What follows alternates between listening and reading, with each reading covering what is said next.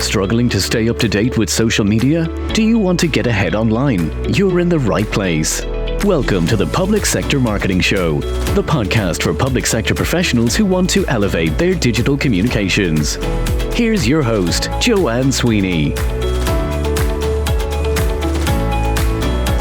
Hello and welcome to episode 78 of the Public Sector Marketing Show. 2023 has been a groundbreaking year in terms of marketing transformation. Technology continues to drive change, disrupt consumer behaviour and challenge marketers. We are now navigating a new trajectory that is led by artificial intelligence. In today's show, I take a closer look at the 7 most dominant marketing trends that public sector marketing pros need to lean into 2023 and 2024. I speak to Amanda Webb, founder of Spiderworking and Digital Marketing Expert, and together we go deeper into these marketing trends. It's time to pause before you prioritize. So stay tuned and hopefully you can tell me which of the 7 marketing trends you're going to prioritize this year.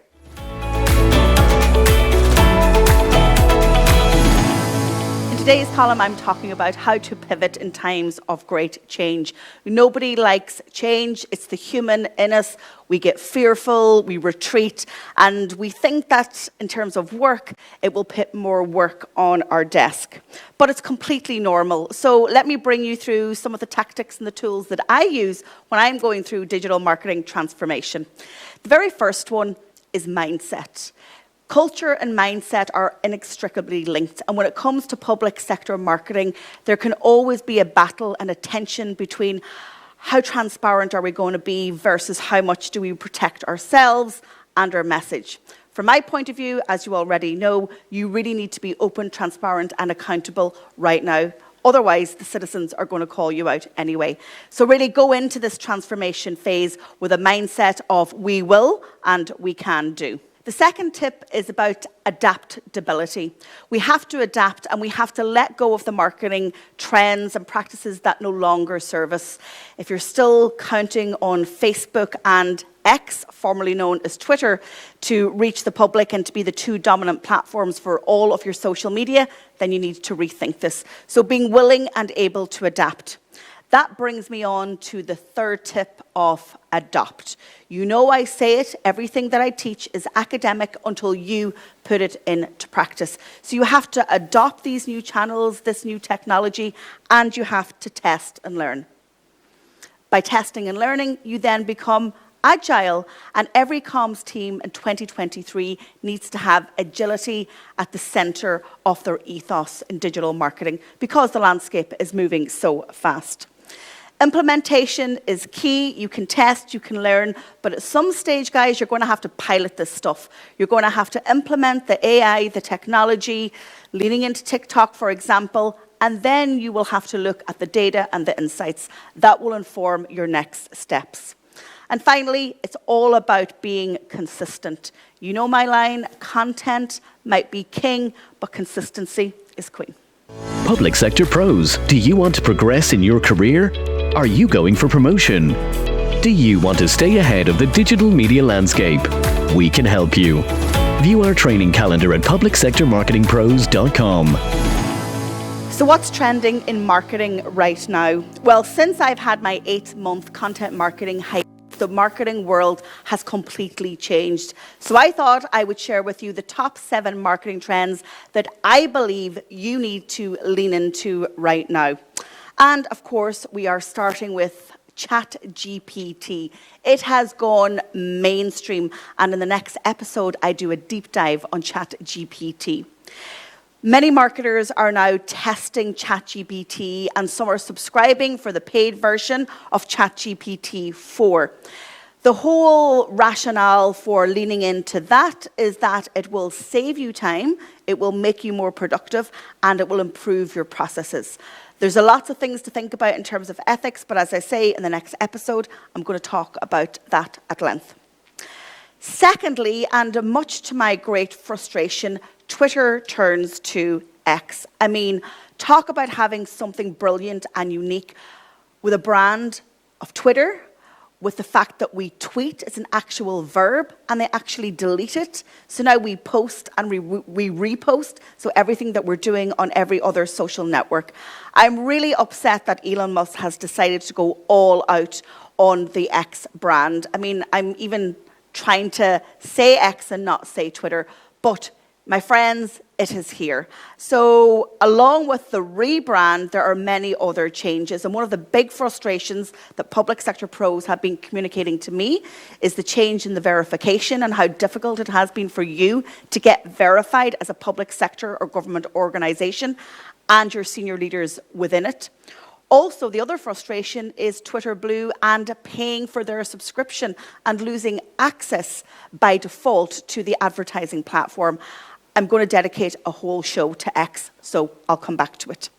So the third trend is that GA4 is here. It came into being on the 1st of July. That's Google Analytics 4.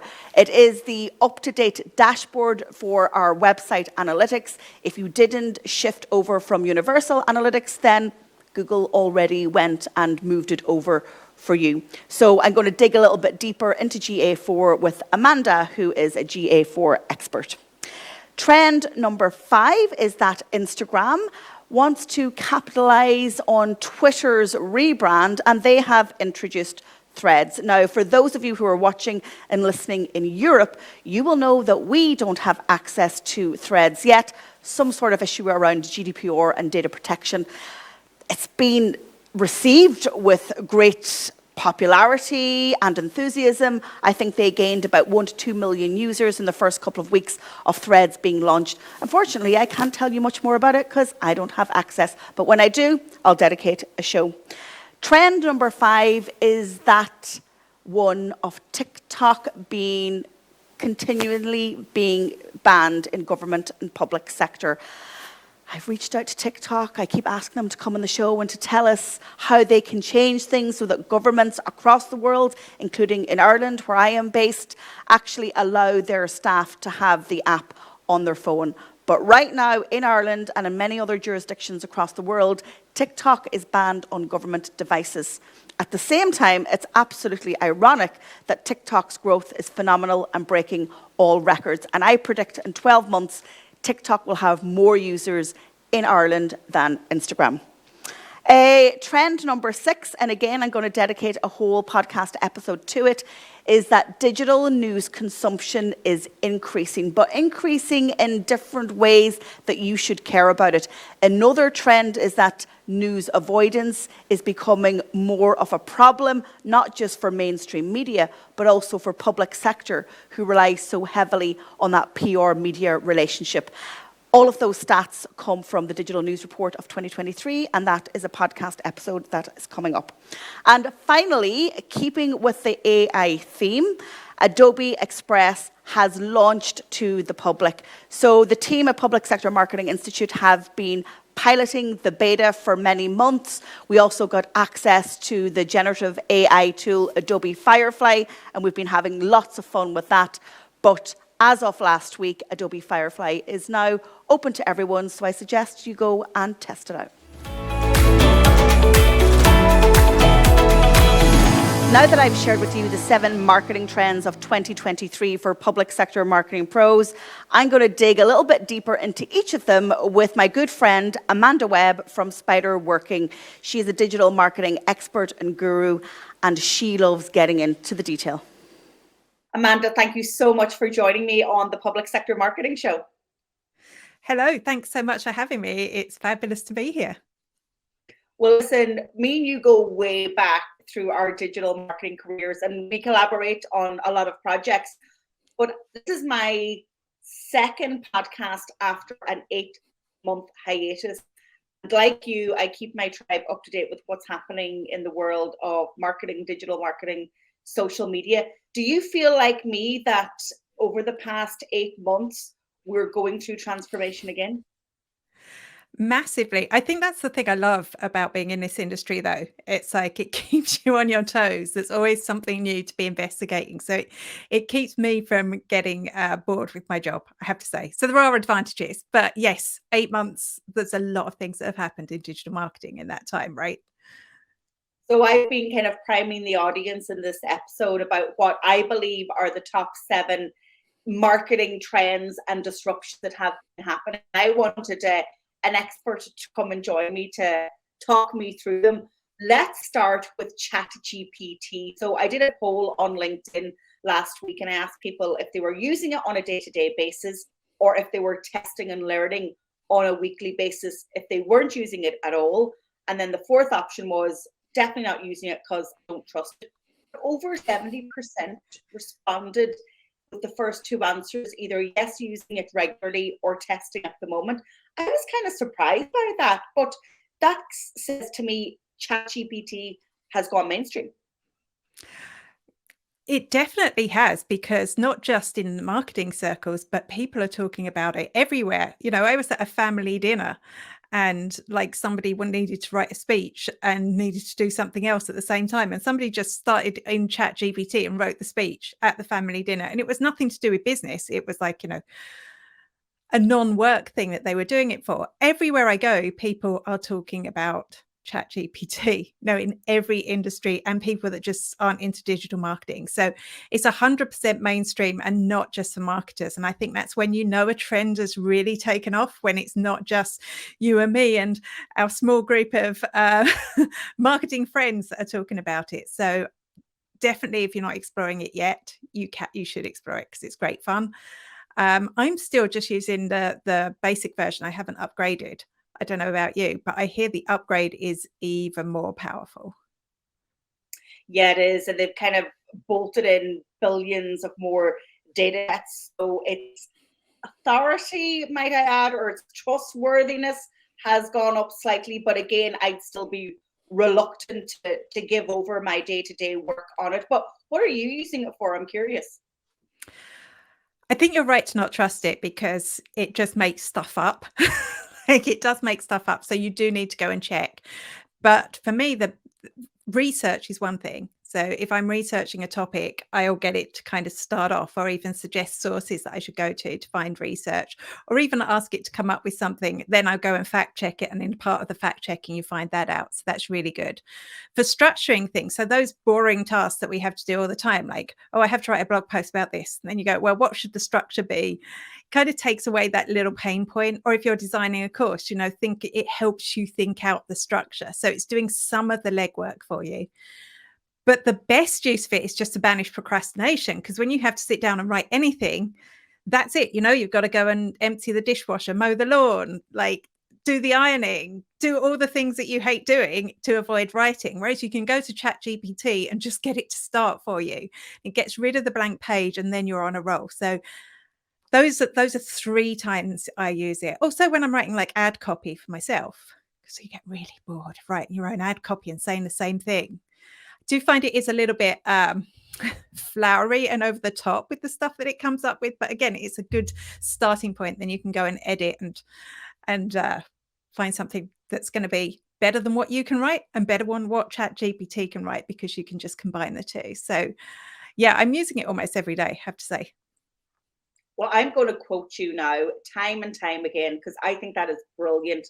It banishes procrastination. That's a little bit of genius in the first 5 minutes. Okay, the second trend I'm very upset about, but it's here and we have to deal with it. And Twitter turns to X.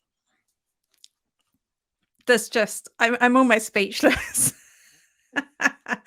Well, ever since Elon Musk took over, there's, I keep trying to tell myself it's going to be okay, but I did downgrade my activity on Twitter as soon as he took over, because he really is just acting like a frat boy. It's just, every day there's something new, and then just there was going to be X Corp, and you were kind of like, oh, well, that's all right. If it's like Meta, Meta has Facebook and Instagram, that'll be okay. But it's not okay, is it? Because now it's X, and it's very hard to call it X. And it's not that I'm refusing to call it that, because as somebody who shares the news, obviously I have to be using the correct terminology, but it just doesn't fit. And it's just one sign that it's not the same thing anymore.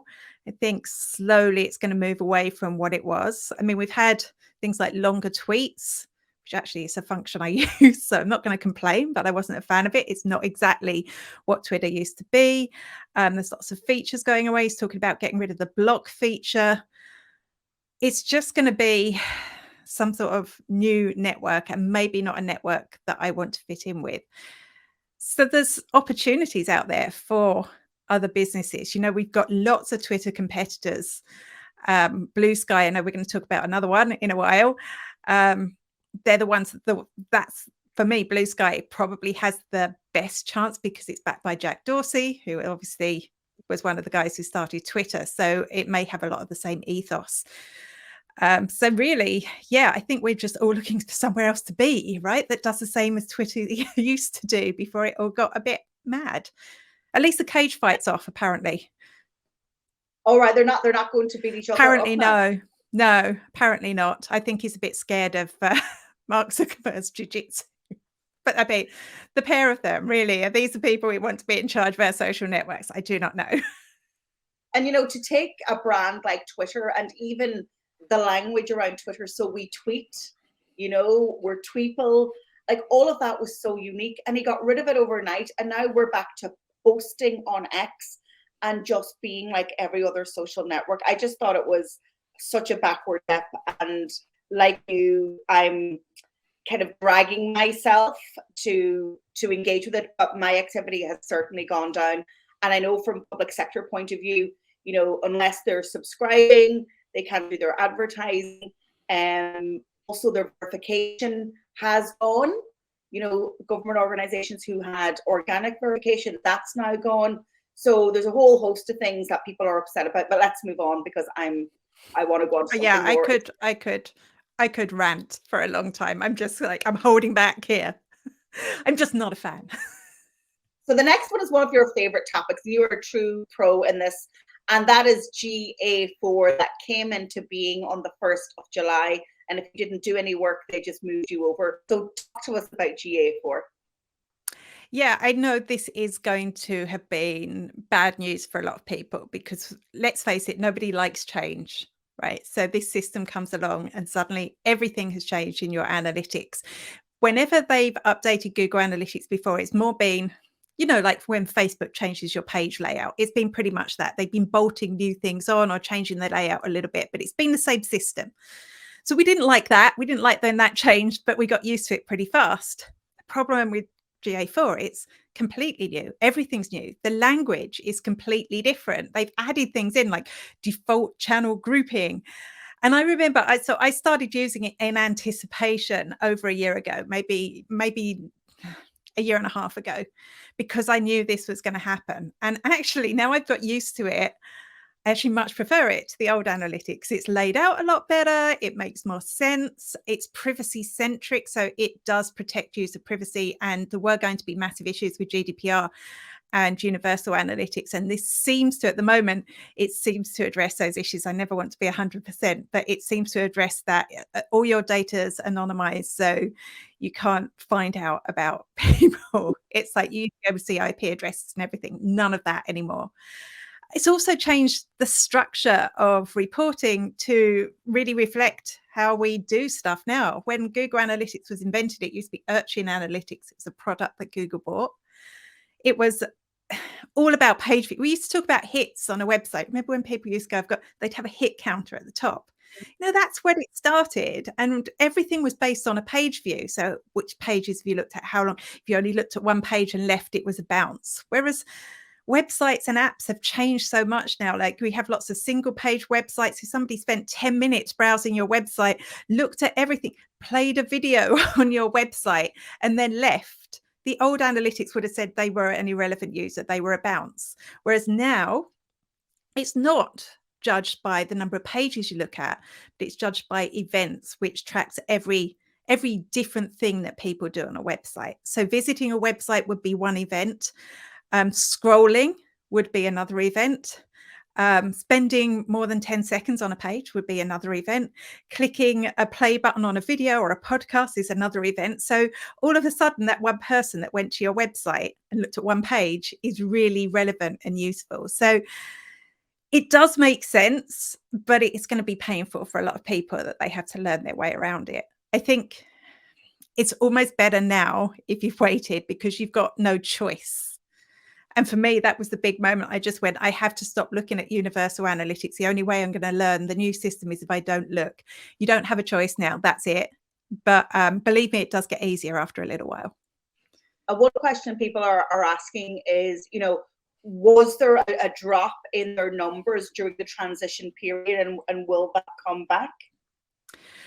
So there is a drop for several reasons. So firstly, again, privacy centric. So, there's lots of people who have cookie blockers and ad blockers. It can't do anything about that. You're not going to be able to see that data at all, because that's the choice of your consumer that they put that in there. Secondly, it's changed because it's not measuring like for like. Like I say, before it was measured page views. Now it's measuring sessions and events. So they mean different things and they're measured in a different way. So you will have seen a drop off for those two reasons. Our friendly AIs will come in and help. Although I get a decent amount of traffic for a small business to my website, but I don't get enough for the AI to have done anything magical yet. But the idea is that the AI will be able to fill those gaps and model based on the behavior of the people who come to your website, what the actual data is. So in some ways, yes, it's going to come back, but just do remember it's a different system.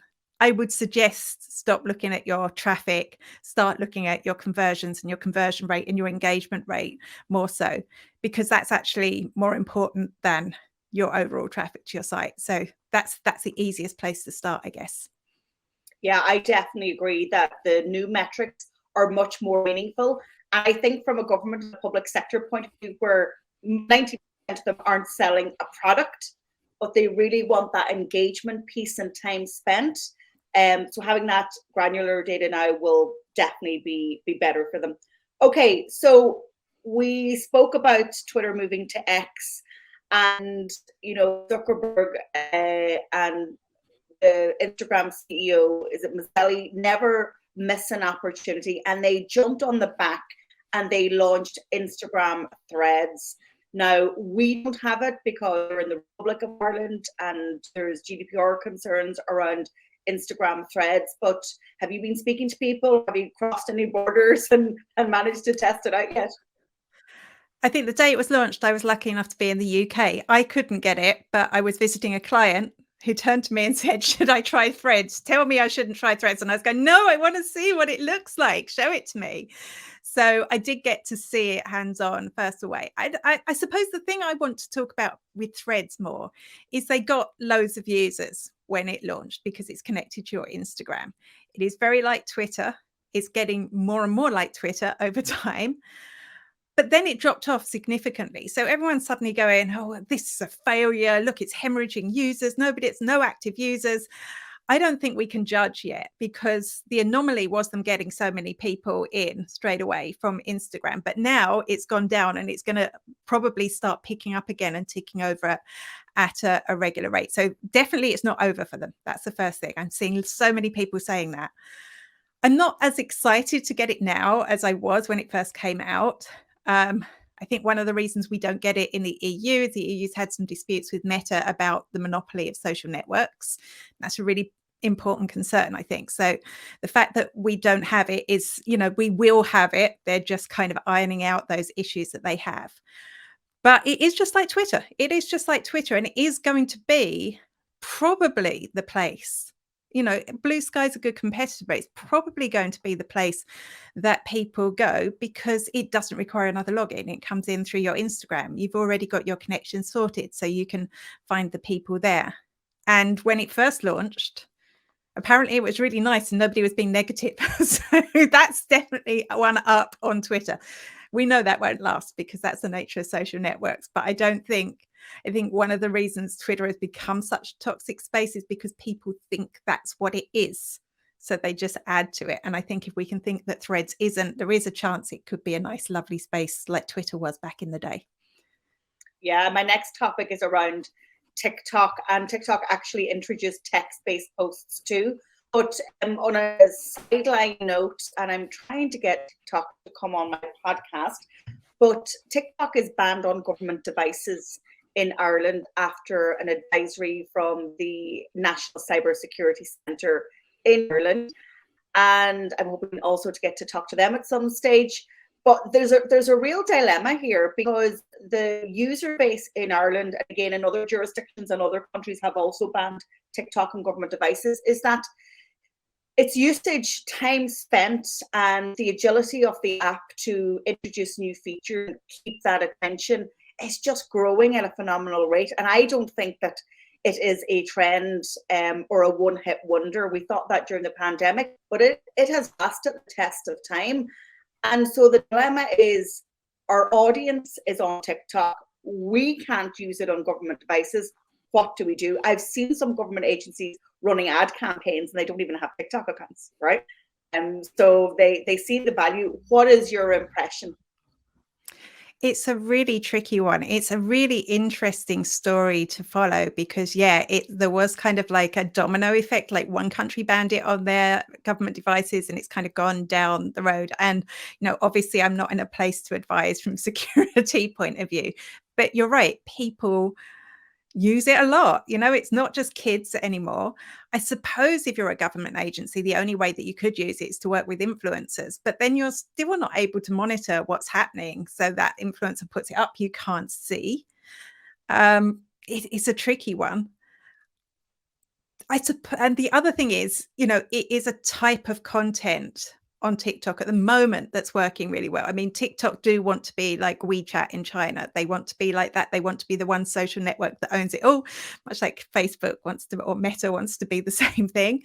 But at the moment, the addictiveness comes through the short form videos, and we can have short videos on other platforms. We know on Instagram, on YouTube, but they're all supporting those as well, even on Facebook now. So it is kind of looking at that creation process and seeing, can you use that somewhere else instead of TikTok?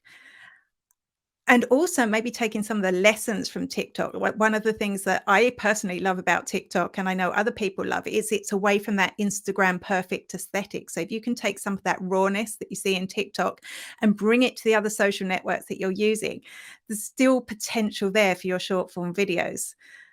Goodness knows what's going to happen with TikTok. I mean, they're working really hard to comply with everyone. And I was reading stuff about, what the American government wanted them to do, what the UK government wanted them to do, which just seemed a little bit extreme to me. But again, I don't know about the security, so I don't want to say that it's a good thing or a bad thing, but definitely short form content is here. Short form video content is here, and it is still powerful, whether it's on TikTok or if it's one of those other channels. Yeah, and you talk about content and short form video content, and that's a nice segue into trend number 6 and the consumption of digital news and people looking to social as being the place where they access news and media. So that's on the increase, and I have an interview with an expert coming up in 2 weeks on this topic. But where do you consume your news, Amanda? Incidental on social, or do you have news apps, or do you buy a newspaper every day? Do you listen to radio, watch TV? So Twitter, which obviously I'm trying to go, where am I going to go? Instagram, I follow on my personal account. I follow quite a few, like the BBC, a lot of the bigger, larger organizations who do really good stuff with their video. Definitely worth looking at, because their videos will capture my attention, and then I'll go on and read the story in more detail. Not much from Facebook, to be honest. I seem to see it elsewhere. I also Google News. I have that on my phone, so it pops up every now and then. It's quite clever at knowing what stories I'm going to like. It throws in all the digital marketing ones. And TV news. I'm old. I watch the TV, not YouTube, right? So I have the RTE on at 6. 6-1 news for me. So the rest of the stuff it's incidental. It's popping up in my feed. I'm not going looking for it. I'm kind of just there and seeing something that catches my eye. Yeah, and you mentioned BBC. They hired 9 TikTok journalists in 2022, and they grew their TikTok account by 1 million. They're the best case study. And of course, we see their content then on Instagram Reels. So final trend, and this is around the introduction of AI into content creation tools. And I know you love content creation, and you're very creative as a digital marketer. So we've been testing Adobe Express And of course, they have introduced Adobe Firefly. And AI is now coming more to the forefront of those type of content creation tools. Have you tried it, or are there other tools that use generative AI that you're using? Yeah, almost everything I'm using seems to have some sort of AI plugin at the moment. So I use Agora Pulse for my scheduling. That will, but it's not very good. You know what I mean? It's like, I love Agora Pulse, and obviously they have to test these things and it's going to get better over time. But I write better captions than it does, which is sometimes reassuring. That is reassuring. So it's built into that. It's built into Canva. I've never created anything that's any good with using Canva AI. I use Descript for editing my podcasts and some of my videos. And that's introduced a lot of new AI features, which are really useful. It's just very smart in the first place. It always had AI. It's just kind of introducing new stuff that I'm just discovering, which is cool. They've got an AI that will correct the transcript that it came up with, which I just think is really bizarre. There you go. And yeah, Chat GPT is built into your search engines as well. So, you're not Chat GPT is built into Bing, and of course, Google's coming out with Bard. So that's all going to be part of the process as well, kind of finding your topics to write about. So it is in everything. I was thinking Microsoft Clarity, which is like a heat map tool that has AI built in that will tell you, rather than just showing you the video and showing you how people are using your website, it will draw conclusions that maybe you didn't from it, which is really interesting. And this is really good because before that, kind of getting, apart from ChatGPT that had a low barrier to entry, a lot of the tools like Midjourney, you had to go and join like a Discord server and get the code, even if you wanted to do a trial. And then when you got there, it was just all very hardcore. So I'm really glad to see that Adobe's integrating into its tools that aren't like Photoshop, that are a lot more accessible. So I think we're going to see more and more of that in the tools we use every day. And I have to say, I'd be a fan of that. I do believe our robot overlords will one day kill us all, but at the moment, I'm kind of a fan of what they're doing. Well, you know what I think? I actually think that we've all collectively gained marketing assistance, either in our businesses or in our workplace. Because I know the comms pros that I work with, they don't have big budgets. They've got very small teams. And this AI revolution is going to be your friend. So if you're not testing or learning, you absolutely do. Amanda, tell us what you're focusing on in terms of digital marketing and what your clients are asking from you right now. I'm all about the analytics at the moment because I've been focused on Google Analytics for so long now, and particularly Google Analytics 4, and really looking at not just, oh, here's your stats, but actually what it can tell you about your marketing strategy. What it can tell you, is this working? So I was working with a client yesterday who was getting great traffic and conversions. This was a job site from Instagram, but nothing from Facebook. So then we have to go on an investigation, look at what they're doing on Facebook. Why is it that you're not getting traffic? Why aren't people converting? And it's a really interesting thing, just starting with the analytics and then working back into their digital marketing strategy, where I think a lot of the time people do the strategy and then go and look at the metrics at the end and go, oh, that's nice, without kind of knowing what it's telling them. So that's what I'm loving doing at the moment. And I think because marketing budgets are tighter now, because people are having to pay more for their ads, they really want to be able to justify the time and the energy they're spending. So that's what I'm loving doing right now. Okay, let's signpost viewers and listeners to your website. Where do you want to send them to? Yeah, if you go to spiderworking.com, that is my website. I'm Spiderworking on every social channel I'm on as well. So if you search for me there, you'll find me. As always, Amanda, great to talk to you. And thank you so much for joining me. Thank you. Thank you so much for tuning in to episode 78 of the Public Sector Marketing Show. And if you are feeling overwhelmed with digital marketing and social media, don't forget that you can get yourself a copy of my book, Public Sector Marketing Pro, available in print, Kindle, and also in audiobook and on Audible. Thanks for tuning in, and I will see you on the next episode. If you enjoyed this episode, please share with a public sector pro you know. Don't forget to subscribe, rate, and review on your favorite podcast platform or on YouTube. For more free resources, details of our upcoming training courses and consulting options, log on to publicsectormarketingpros.com.